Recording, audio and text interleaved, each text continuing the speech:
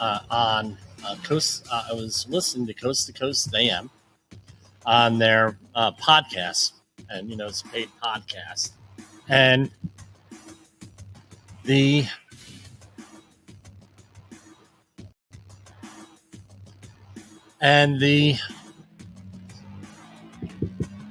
host, and this is a little bit hard for me. The host, George Nori, said I had some pretty bad news for everybody here. The host, Ian Punnet, who nobody's really heard from in 2 months roughly on the show, passed away. And you're going to say, well, Jim, why are you mentioning this? It's because he was instrumental in inspiring this program, at least. And you're going to say, well, in what way? In January of 2021, right during the height of the pandemic, was it then? Yeah, 2021. I was into jayallen as to whether or not we should have a podcast. That's when we were just doing the once a week or twice a week deal, and getting our feet wet and everything else. And now should I do it? Shouldn't I do it? This and that. And as Coast to Coast AM is a call-in program, was one night a caller called in, and the caller was one of those people who in talk radio likes to monopolize things. I mean, completely and totally monopolize things. And what ended up happening was Ian said, look, you're very knowledgeable. And he was very kind. He could be tough when he wanted to be, when he needed to be. But he was like, look, he had to take control back of his own show. He said, you have enough information that you should have your own show. You have enough thoughts here that you can have a 15-minute, 20-minute podcast, I think is what he said. You can have your own podcast with all this information and everything else. Why don't you think about doing it with that rather than calling in shows and then monopolizing them for 15 minutes on the phone call and you can't get the person off? And I was listening and I said, you know what? That's me here. Not that I call in talk radio shows that often. To say I never did it would be an absolute and total lie. But in reality, I find myself yelling at the TV, especially with the political programs. I end up yelling at the TV all the time. It's like, well, why do you do that, Jim? Well, because I was involved in politics, local politics, national politics, helping out on political campaigns on the national level, presidential campaigns. And we always kicked ourselves as to why are we, they're not saying the right thing, or that could have been said better, or hey, that's not a fair statement, that sort of thing. So what ended up happening was I went and created the program, and it is where we are tonight. And we are at program number 300. Last program in 2023, we got tied up with stuff this week. End of the year, clients can't call, hey, Jim, I need this done by the end of the year. We want to hit the ground running for January 2024. And it's hard to even conceptualize that issue, is 2024. And someone told me I need to hold the microphone closer to my face because, they will work on getting a different microphone here. It's just very upsetting here what happened with Ian. Apparently, and this goes to show you the cruelty that's often out there in this world.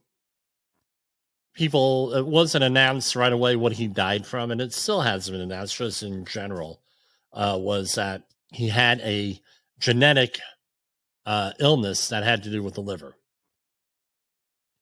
And it was undiagnosed. He was non-alcohol related, no alcohol, non-alcohol related, because usually people think, hey, liver issues, you have an alcohol issue, or you're eating mushrooms that you shouldn't have. And that's essentially it with him. He had a non-alcohol related liver issue. He was placed on the donor list for liver transplant, and he ended up not surviving. And our hearts, our thoughts, our prayers go out to his family. But let's remember something here. Let's not be sad over him dying. Let's be happy that we got to know him on this show. Pardon me. If you're a listener to the show, he had a great life. Started out in radio, became a deacon in the Presbyterian Church, got his PhD, became a professor, inspired people at University of Kansas, where he taught at the, I believe it was the Walter Cronkite School of Journalism. And he's going to be missed. Some of the highlights of the shows that he had, and I used to torment my in-laws where he had what I have, and what a lot of us have is tinnitus. And he left Coast to Coast AM for a number of years. And in 2013, he left, and he had a couple of best of shows that he wanted to revisit. One of them was Smiley Face Killer. And that was a serial killer that's yet to be, the cases have yet to be solved. And one of them was at a park that my in-laws frequented up in Kingston, New York. So I used to torment them a little bit. Did you hear about the Smiley Face Killer, blah, blah, blah? Not to make a joke out of a murder, but, hey, watch out there. And they were like, we didn't hear about this. I said, well, I heard about it on Ian Punnet, Coast to Coast AM. You can pretty much take it to the bank. One of them was a guy who was reincarnated as a human, but he was a horse. That was another classic program of his. And everybody got a good laugh out of it. Guy thinks he's a horse. Kept him on had him on for like 2 hours, 3 hours talking about that. And what happened was how did I get on? I had released a 1-minute video, I believe it was on Twitter, that on East Palestine train disaster. And I said, what people have to ask on this stuff. Is the area safe? What are you basing that on? Right? What are you basing that on? And the third one is, how did you determine this? Did you do air sampling? That usually makes them feel very uncomfortable. And then were you sampling, what's there and all that other stuff. And the last thing is, did you actually sample for what was there? That is normally, that is normally where people fail. Where you say, oh yeah, everything is safe. Everything is safe. But then, well, did you actually sample? What are you basing that on? That gets very, very uncomfortable for people when they have that. So, real simple. All right. Is it safe? No. What's there? What are you basing that safety thing on? Right. And did you actually sample for that? Or run a calculation? Something. Usually government fails on the last one. Any type of emergency responder does. And I've tried this out multiple times where I was at places where not at working, but as a member of the public. I start asking these questions and the people start running away from you. They don't want to answer those questions. One of them was BP, right, during the BP oil spill. Another one was at another oil spill in New Orleans. I asked that. I was there on vacation. And, that's how it is. So what happened was he got a hold of that program. And I got a phone call from the producers. Said, hey, want to be on Friday? I believe it was a Saturday night for 2 hours. we had subsequent updates on other railroad incidents. So, rest in peace, Ian. I would have liked to meet you in person, but that was not possible. And I'm looking forward to meeting you one day in heaven. That's all I have right here. And we're going to cut to commercial break.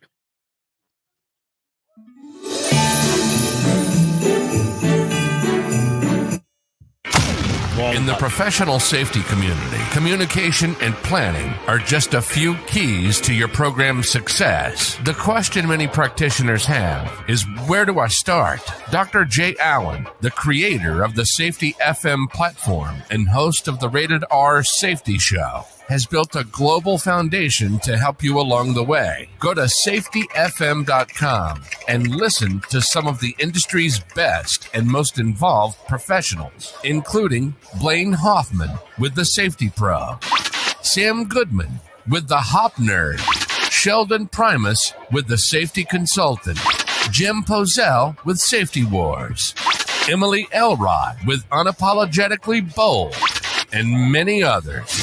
As individuals, we can do great things, but as a team, we become amazing. Dial into safetyfm.com today and surround yourself with a powerful force of knowledge support.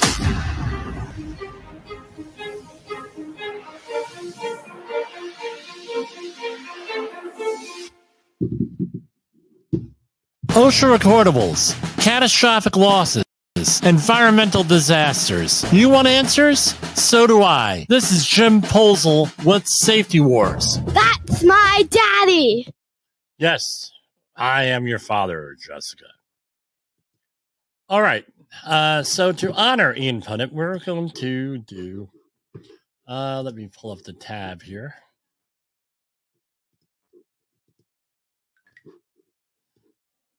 With this, too many things open at one time on the computer. And hopefully I did not exit out of everything. We're going to do an update on the East Palestine, Ohio train disaster in honor of Ian here. And we'll probably redo this also. And wouldn't you know it, I apparently exited out of that. So give me a second here. I'm going to go and play another commercial. And is your safety training old, stale, and hackneyed? Is your safety trainer still preaching a warped version of behavior-based safety? How about safety training that actually addresses your hazards in your workplaces and is not standardized baloney from 25 years ago? Contact the Safety Wars team at safetywars.com or call Jim Poesl at 845-269-5772. Remember, if you're receiving this message, you are the solution to unsafe workplaces. So I'm going to do a read off of here. This is from East Palestine, Ohio, the train derailment. Here, let me share.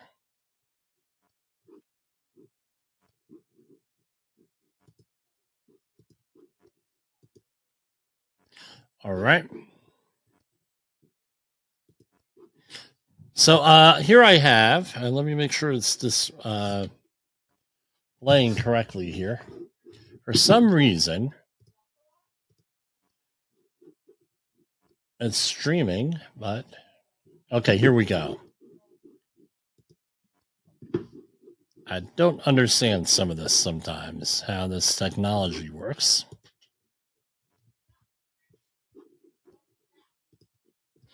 I'm sharing screen here so you folks at home can see this. Latest update, December 22nd, 2023. This is from a week ago. The on-site water treatment system continues to be shut down temporarily due to maintenance and operational adjustments and is expected to be back online following the upcoming holiday break. Previously treated wastewater and untreated wastewater continue to be shipped off-site. Norfolk Southern continues winterization of equipment on the on-site wastewater treatment facility. So apparently they're generating a lot of wastewater here. for whatever they're treating here. The heating systems in the big blue tanks and other effluent tanks containing treated non-hazardous liquid may cause some visible water vapor. This water vapor does not pose any health risks. A large tent-like structure has been installed over the top of the wastewater treatment system to keep the system operational in colder temperatures. Because we have a thing called winter, and even though it's been pretty mild, a lot of this stuff, when you're dealing with water treatment systems, has to be kept above the freezing mark. So typically on all of these jobs, they'll put things inside of tents.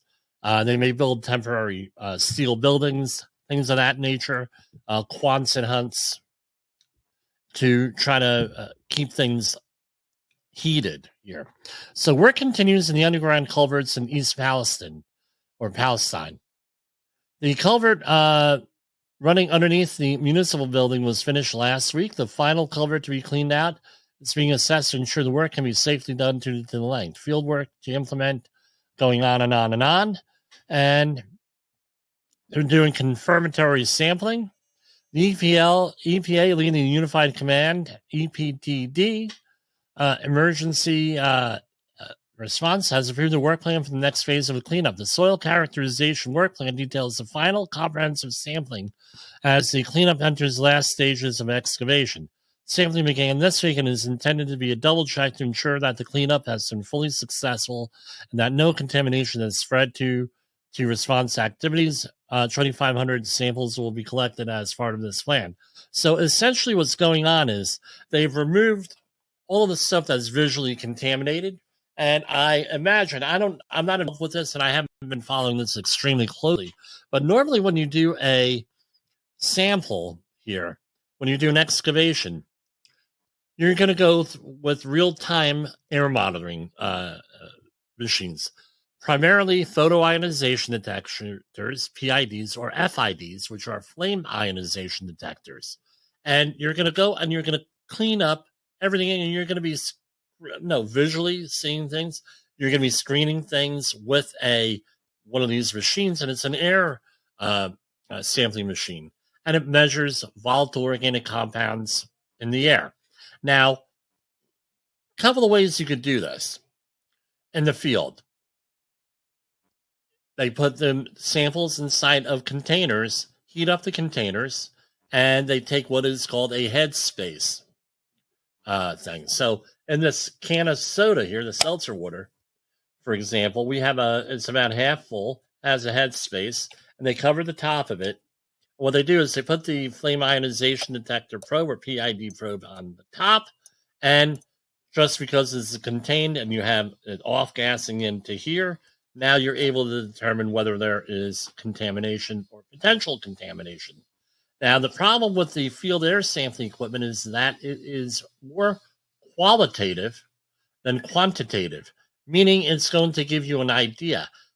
So if it's measuring for, let's say, volatile organic compounds, VOCs, it's going to be measuring for all volatile organic compounds. And it's only going to be what that meter is set up to do, because you have a thing called ionization potential, and every chemical that's volatile has a different ionization potential if it's organic, and some have it so high that you can't measure it with a photoionization detector or flame ionization detector. It's out of the technology, out of the sampling technique, above the method detection limit, that sort of thing.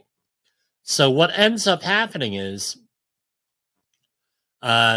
if you get readings off of it, and like we're not talking little tiny blips on the screen, we're talking massive readings, then you know you haven't gotten any of the contamination, and then you have to go in and start digging. Now, ionization potential is the electron voltage that something is able to ionize, right? And I'm not going to go into exactly what that is because I'll get comments, and like I always do with this. And now it's like, well, it's a nightmare. But anyway, you end up, that's how you screen soils in the field. So you're going to take soil, you're going to put it into a container, and then you're going to take a headspace reading. You may heat up the soil somehow, get a headspace reading. Or it could be visual, it could be odor, it could be, not that I recommend you smell hazardous material, but this is what goes on in the field. And Then when you get down to where it's not reading anything, now you say, okay, I think we are done. So then you get confirmatory samples you collect. Send them out to a third-party lab.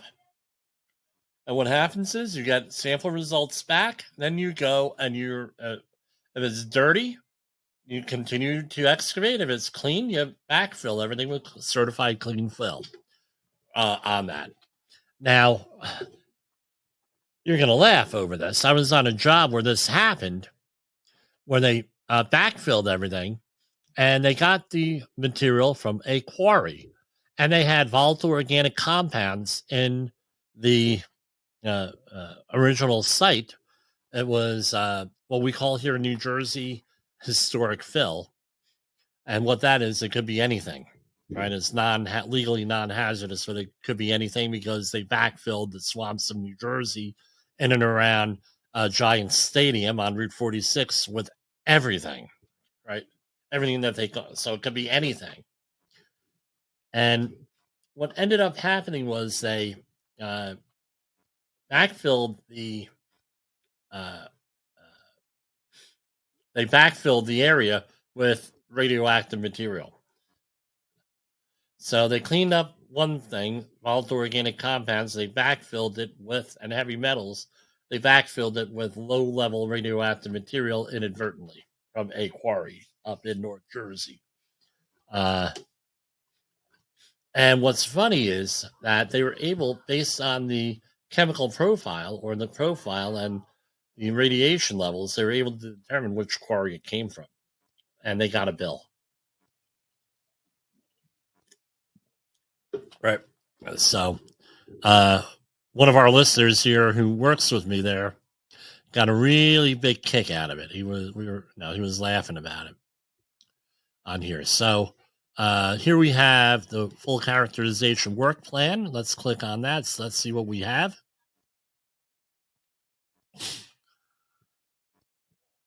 It's rather comprehensive. So the primary investigation will be both tracks and the center line between the tracks. Locations impacted by the derailment, that's where they're going to be sampling, where there was direct contact between soil and cars carrying hazardous materials during the wrecking and scrapping operations. Also includes ditches that may have conveyed spill product or firefighting water. Locations where waste containers and cleanup equipment were staged. Locations in the derailment zone where there is no apparent impact but need to be checked because they are in between locations and are currently being cleaned up, and areas not currently identified if additional impacts are discovered. The EPA will post confirmation sampling results on this website as soon as they become available. And let's see here. This is an extensive document here. Full disclosure here, the company I used to work for was bought by Arcadis. So full disclosure here.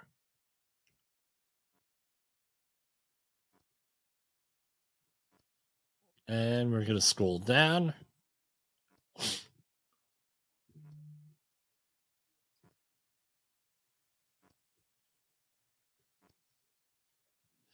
Good thing. If you're interested, just go to the EPA website, and it's all there. East House and train derailment.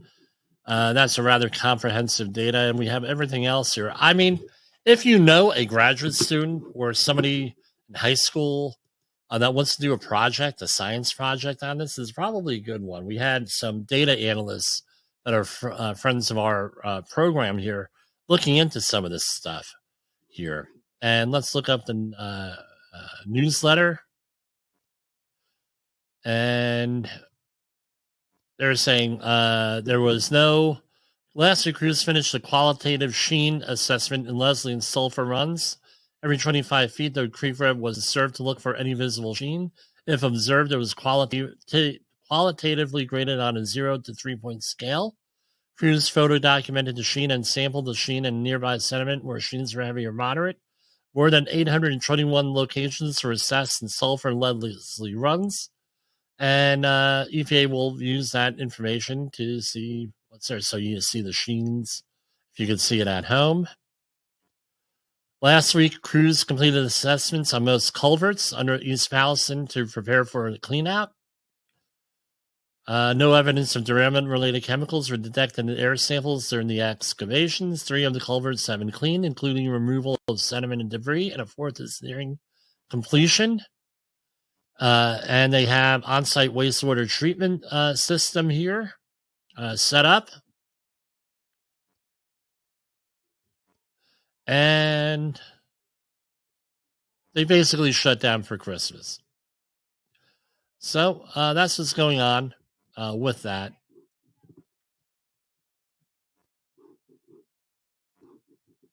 So that's what we have. We're going to take another break, and we're going to go to our regular OSHA and EPA news. Have you listened or watched the Safety War show? It does stream live on the radio and on the streamer-emers that we have. So if you have not taken a listen to Jim Poesl and what the hell he's doing every evening with Safety Wars, I would strongly encourage you to take a view or take a listen, whichever option is available for you, and take a listen to what the hell he has going on. It will take some deep dives and some information that you might be interested in.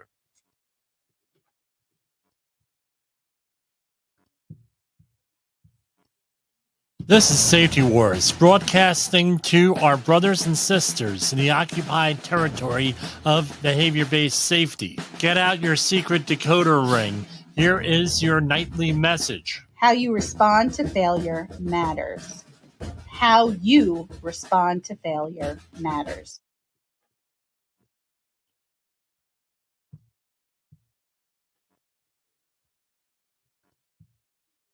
In a world where danger lurks in every corner, one man stands as a beacon of hope. Jim Poesl, a veteran safety expert with over 3 decades of experience, now bringing his knowledge to you with Safety Wars. Engaging, informative, and always relevant, that's Safety Wars. Join the safety revolution with Safety Wars, available on Spotify, Apple Podcasts, YouTube, and wherever you get your podcasts and videos. So here we go. For whatever reason, OSHA is not updating their press releases this week, probably because of the holiday. However, Department of Labor is. Go figure.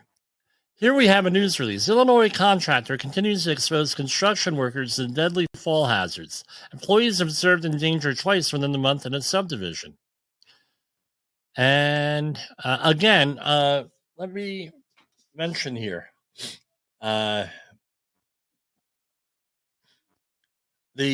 Everyone's innocent until proven guilty in the court of law. These things are often litigated,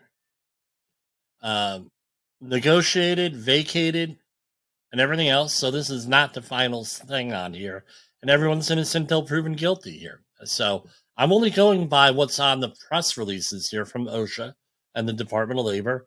I cannot say whether it's accurate, inaccurate, fair, unfair, or these are just the press releases.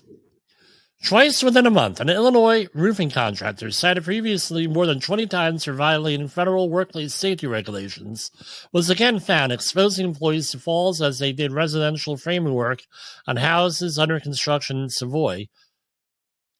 And let's go here. They issued $278,000 in penalties. So let's see where we're at here. And I'm scrolling through. Citation 1, Item 1, type of violation serious. 29 CFR, this is a new one for us here. They normally don't cite, we normally not in these press releases. 29 CFR 1926, construction 1051. Stairways or ladders are not provided at all personal points of access where there was a break in elevation of 19 inches or more, and no ramp, runway, sloped embankment, or personal hoist was provided. On or about June 26, 2023, the company had employees exposed to fall hazards while climbing down from the roof to a second-story floor via the second-story interior walls while framing on a residential construction site. $4,911. Had to be abated by today, guys. Citation to item 1, willful serious. And this is a fall protection. So what it comes down to is that they were greater than 10 feet without fall protection while framing on a residential roof. The company was previously cited for this in January 13th, 2023. And also October 4th, 2022, last year. And August 16th and on March 5th of 2021. August 16th, 2022. And March 5th, 2021. And December 11th, 2018. So that's 5 years. In 5 years, they were, right? Willful. Proposed penalties, $85,942 on that one. And there's more.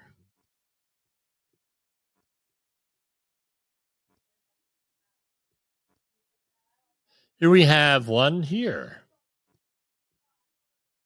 Going down. I'm scrolling through this on the... No, this is all shared screen. Here we have 2019-26.502. Locking type snap hooks were not designed and used to prevent disengagement of the snap hook. Right? On or about July 26, 2023, the company had 2 employees exposed to fall hazards greater than 10 feet without fall protection due to the snap hooks on their lanyards not being sized large enough to make a connection with the lumber so that it would prevent snap hooks from disengaging in the event of a fall on a residential construction site. Now, what this is, right, I'm going to do another video in here with this, right, in the very near future. Got big plans for 2024, if we can make it happen. So the snap hooks were basically left open when they were, is how I'm interpreting this here. This is an inference I'm drawing. Were attached, so you have the small pelican hooks and the large ones, the snap hooks. They did not fully close when they attached to something. They were probably wide open. That's how it is there. How much does those lanyards cost? A hell of a lot less than $6,875 is the answer. Citation 1, item 2. Stairways or ladders are not provided. Right, again. They were climbing down from rafters by hanging from the rafters and dropping to a step ladder several feet below on a residential thing. Construction, $4,911. Citation 1, item 3. The top step of a step ladder was used as a step, $3,929. Citation 2, item 1, willful. Each employee on a scaffold not otherwise specified, blah, blah, blah, of the section more than 10 feet above a lower level was not protected by falls by the use of personal fall arrest systems or guardrail systems. So this was a multiple, right? They recited on this 1, 2, 3 other times, $85,000 plus fine. My interpretation of this is that they built a scaffold and the working surface of the scaffold did not have a top rail, mid rail, and a toe board. Right? This violation recently, when an employee was exposed to a fall hazard without fall protection while working from a supported scaffold. Oh, it gets better than this, than what I think.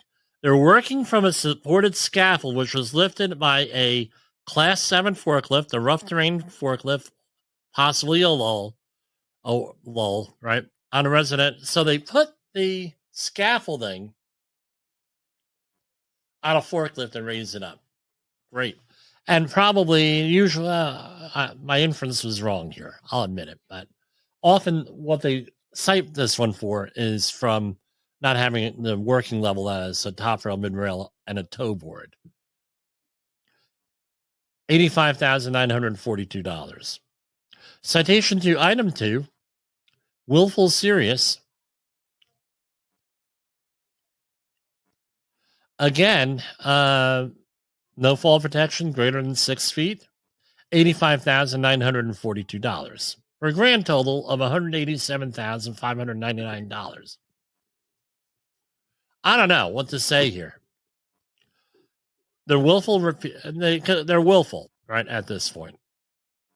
Here we have, in Wheeling, West Virginia, U.S. Department of Labor reached a settlement agreement that affirms willful violations and the $730,000 penalty against severe violator, Ohio roofing contractor.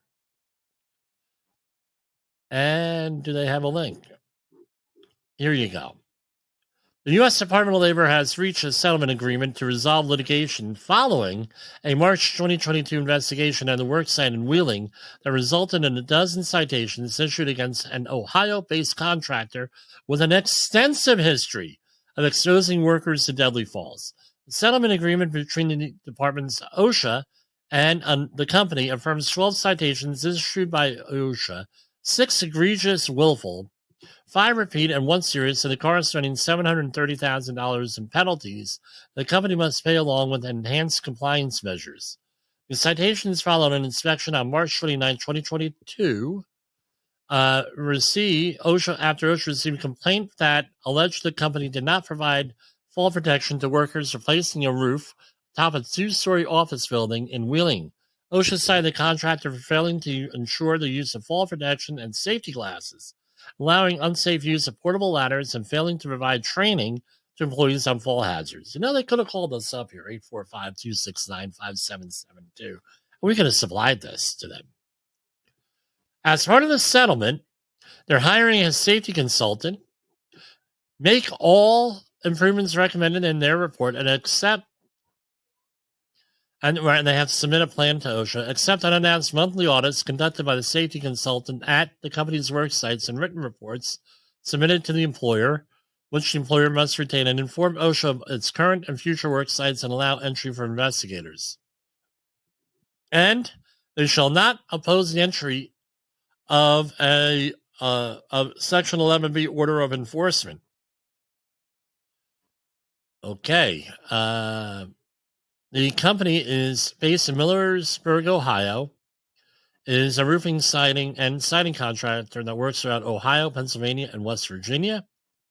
Press release was yesterday on the 28th. Let's see what this is. So this is the original one here. Again, this is one that people don't really understand. I don't know why. It's a simple one. But usually in these situations where there's willful violations, things of that nature, you get cited for not having and this is construction, you get cited for not having a competent person on site.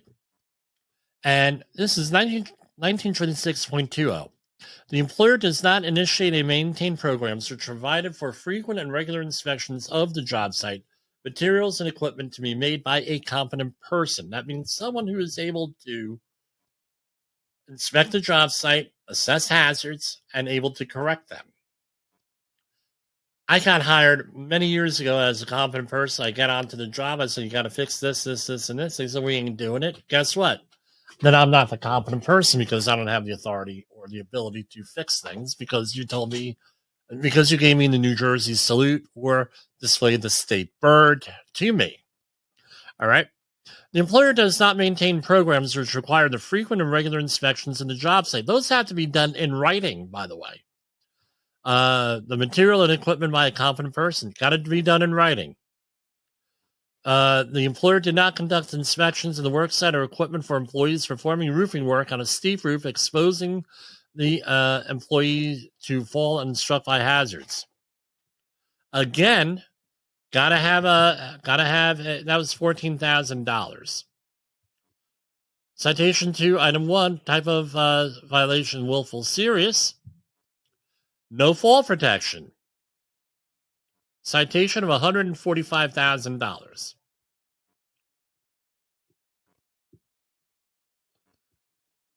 Citation to item 3. No guardrail systems, no tow boards, no safety net systems, no fall protection, no nothing. They were exposed from fall of 18 to 28 feet. $145,027. Citation to item 4. Same deal. They got them for every employee, it sounds like. Each employee on his team has to have something. $145,000. Citation to item 4. Right, that was another one. Citation to item 5, willful serious. No fall protection for another employee. Right? $145,027. Let me flip through this again here. I'm sorry if you're watching and you're getting you're getting motion sickness here. But is this all on the same date? That's my question. No, it's on different dates. No, it says March 29th. No, March 29th, but it was a repeat. Willful. March 29th. Okay, so great. They whacked them for basically every employee, $145,000. Going on. Citation 3, item 1. The employer does not ensure each affected employee uses eye or face protection. $56,980. Really? For a $2 pair of safety glasses? I don't really get it. They were using a nail gun here. $56,980. Citation 3, item 2A.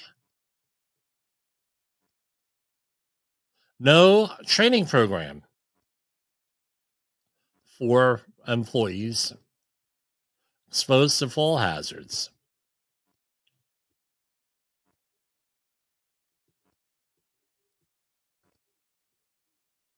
I don't know how they come up with these numbers. $80,000. Basically, just shy of that. Citation 3, item 2B. The employer does not retrain affected employees who already have been trained when inadequacies and inadequacies in an affected employee's use of fall protection systems or equipment indicate that an employee has not retained the requisite understanding or skill required by paragraph A. The employer does not ensure that previously trained employees are retrained when inadequacies. So, This violation was observed March 29th. Okay.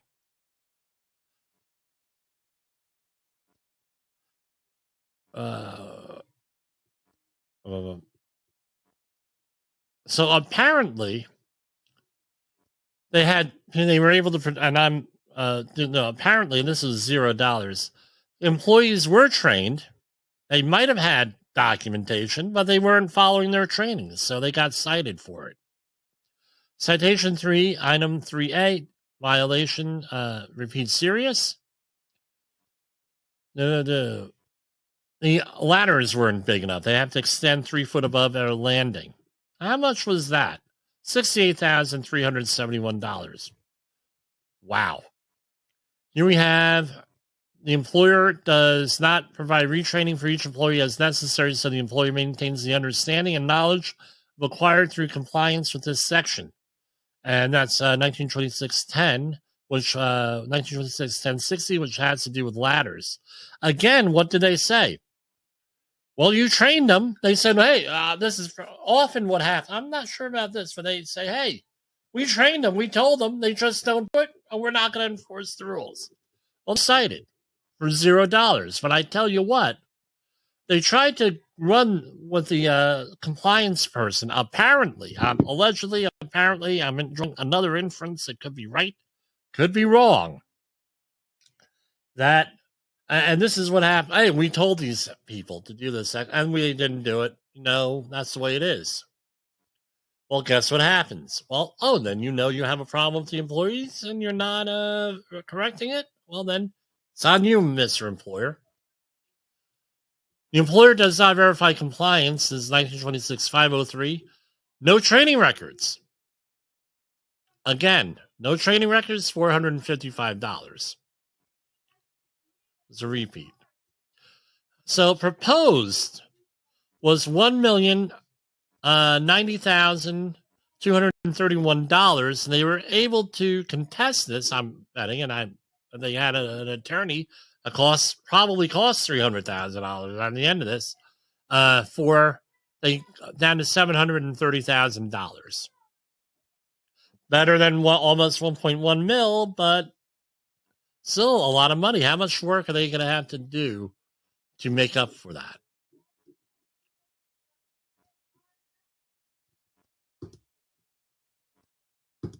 This is a somewhat local story here.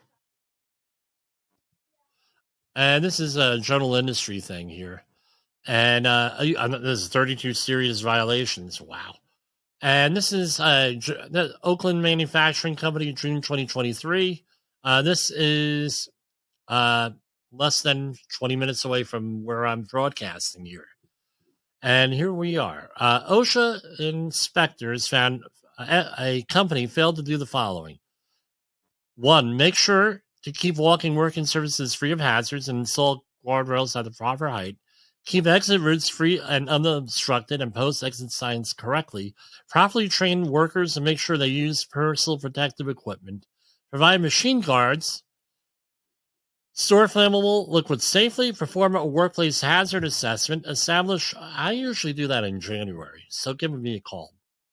Establish written hazard communication respiratory programs. Provide a medical evaluation to determine if an employee could use a respirator safely. That's 1910-134. And SDSs, that's 1910-1200 on here. So let's go through here. $275,000 in violations.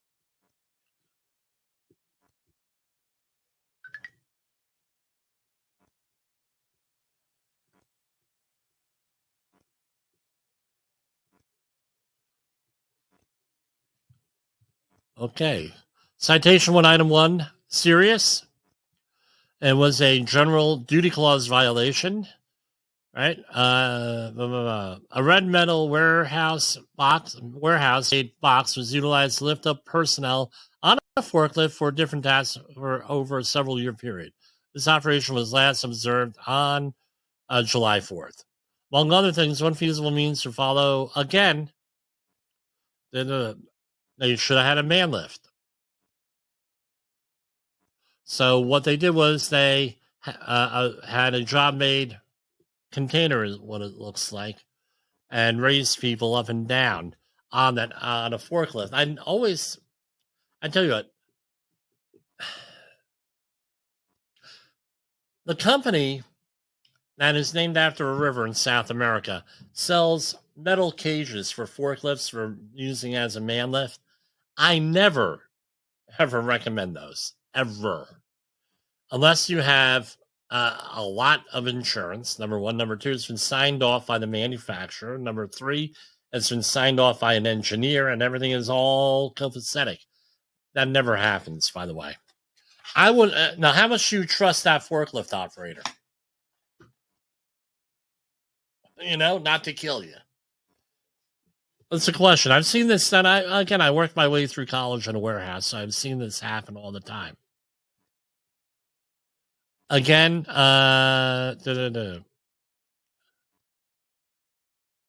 blocked blocked area 9,000, blocked walkway. No guardrails on a walking working surfaces 9,300. Exit routes have to be kept unobstructed. I mean, this is all little tiny things. Is there anything real big?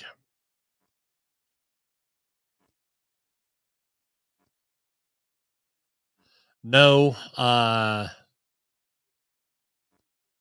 training on a powered industrial truck. That's a forklift.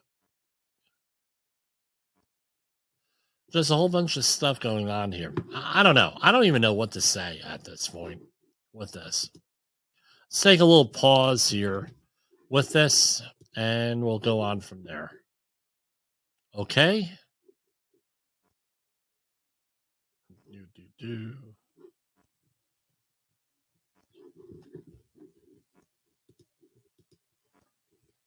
Have you listened or watched the Safety War show? It does stream live on the radio and on the streamer-emers that we have. So if you have not taken a listen to Jim Poesl and what the hell he's doing every evening with Safety Wars, I would strongly encourage you to take a view or take a listen, whichever option is available for you, and take a listen to what the hell he has going on. It will take some deep dives and some information that you might be interested in. In an unpredictable world, one voice rises above the chaos. Meet Jim Poesl, a seasoned safety expert who's navigated through most dangerous scenarios from anthrax, explosive cleanups, disasters, and numerous environmental cleanups, and lived to tell the tale. Now, he's bringing his wealth of knowledge, insights, and experiences to you through Safety Wars. From workplace hazards to the hidden dangers in your own home, Jim covers it all. With his engaging storytelling and expert analysis, Safety Wars isn't just a podcast. It's your guide to a safer world. Join Jim Poesl and become part of the Safety Wars revolution. Available on Spotify, Apple Podcasts, YouTube, and wherever you get your podcasts and videos. Safety Wars, your safety is our mission. All right, so we're going to finish up with one of our other big stories, and this is a shout out to Ian again. Punnet. He had high compliments on our coverage of the whole Alec Baldwin and Rust situation. Let's remember here, there's a lot that goes on here. You know, you can go and look back at our old programs here. There's a lot going on here with that Alec Baldwin with this that has to do with likability. Now, a lot of people don't like him. And if you're going to be involved in a very public legal case and people don't like you, you're not going to have good coverage with this, right? And it's now that's basically it. I don't have a problem with Alec Baldwin. I think this is a tragedy, especially for the victim in this, and the people injured with this here. It does not. With Helena Hutchins, the person was killed here. Not a laughing matter. I don't think he intended to do this or anything else. We're going to have to let this play out here. But this is from about a month ago. New footage of Alec Baldwin firing a prop gun, and this is off of Fox News, on the set of Rust has been released as prosecutors consider recharging the actor in the fatal shooting of cinematographer Helena Hutchins. Baldwin can be heard telling crew members to move out of the path of the gun in the video.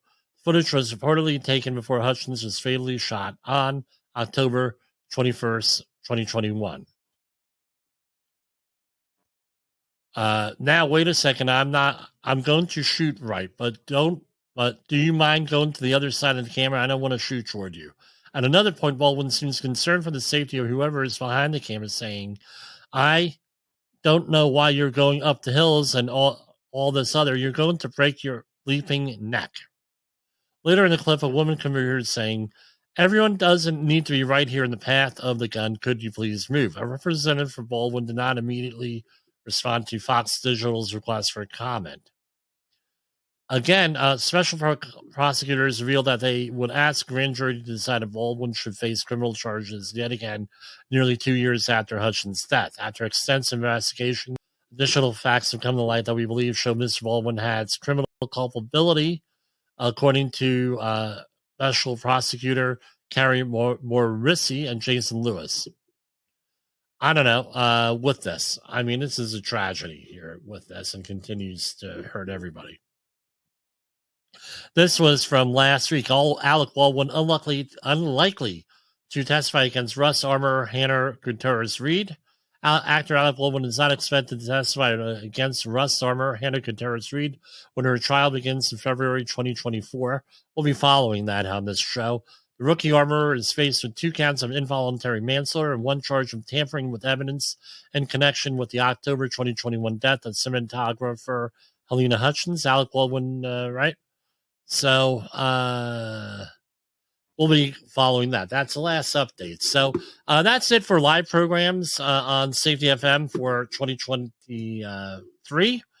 We hope to be back, and we will be back in 2024.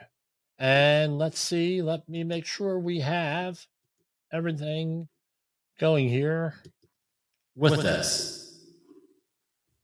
And good night, everybody. And Happy New Year and Happy Holidays.